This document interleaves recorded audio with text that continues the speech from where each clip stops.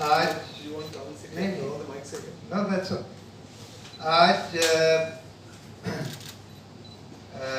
उमर खालिद के अरेस्ट हुए 1 साल हो गए और एनटीसीए प्रोटेस्ट के करीब करीब 1.25 साल हो गए।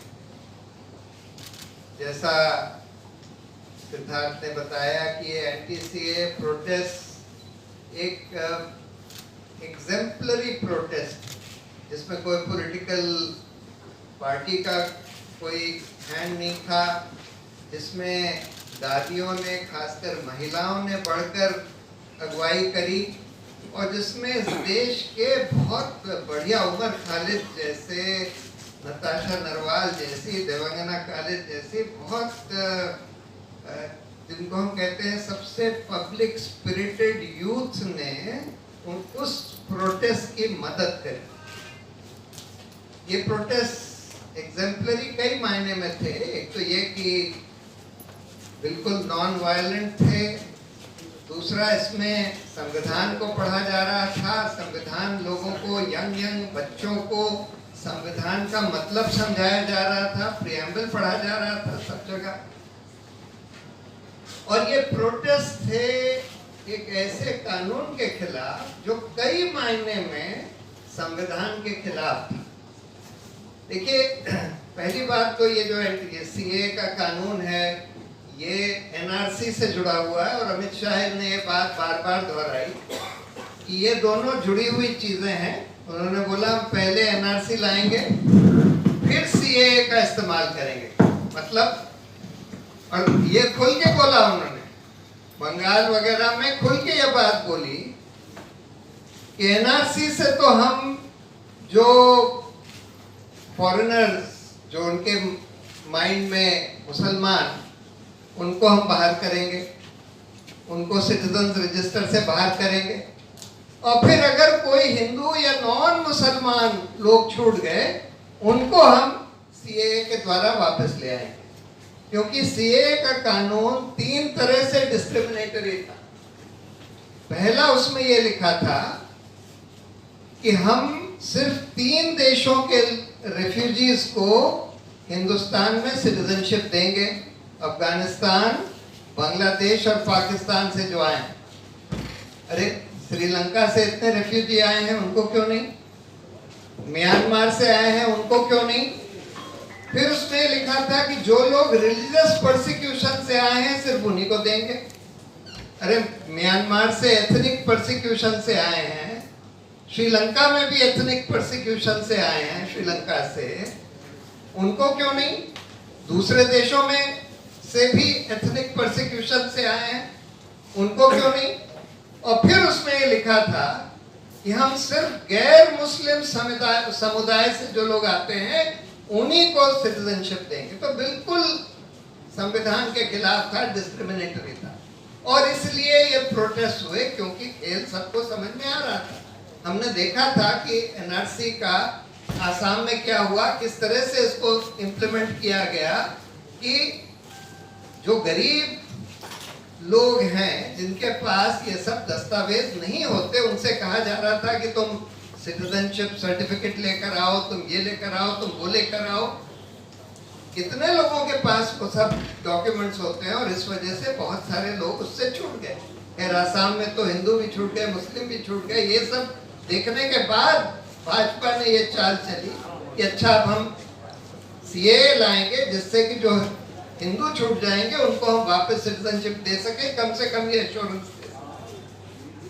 तो और उसके बाद इन लोगों ने, ये कपिल मिश्रा और ये ठाकुर, इन लोगों ने बिल्कुल वीडियो पर, टीवी पर ऐसे ऐसे भड़काऊ भाषण दिए कि गोली मारो सालों को वगैरह वगैरह, जो कि बिल्कुल क्लियरली विजिबल है, दंगा भड़काने के लिए।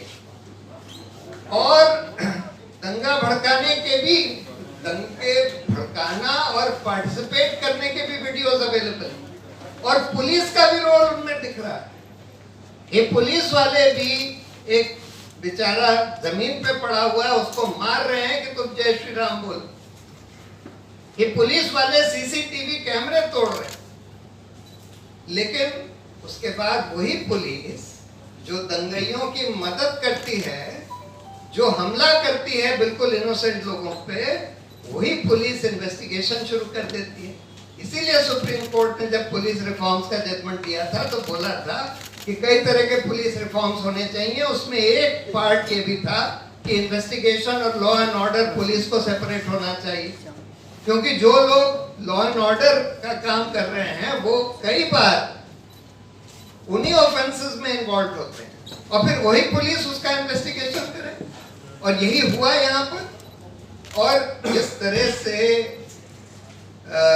उमर खालिद या नताशा नरवाल जैसे बिल्कुल हिंदुस्तान के सबसे फाइनेस्ट पब्लिक स्पिरिटेड एक्टिविस्ट, इनको टारगेट किया गया और मुसलमानों को टारगेट किया गया, लगता है बिल्कुल क्लियरली लगता है कि पुलिस को जो ब्रीफ दी गई थी वो एकदम क्लियर थी कि सबसे पहले तुम इन एक्टिविस्ट को टारगेट करो जिन्होंने इन प्रोटेस्ट को मदद दी या किसी तरह से भी उसको हेल्प किया, और फिर तुम मुसलमानों को टारगेट करो जिससे कि हम ये कह सके ये कि मुसलमानों ने दंगा कराया।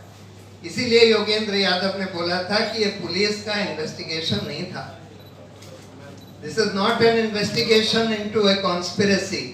It is a conspiracy to frame innocent people and allow the guilty to go scot-free in the guise of an investigation.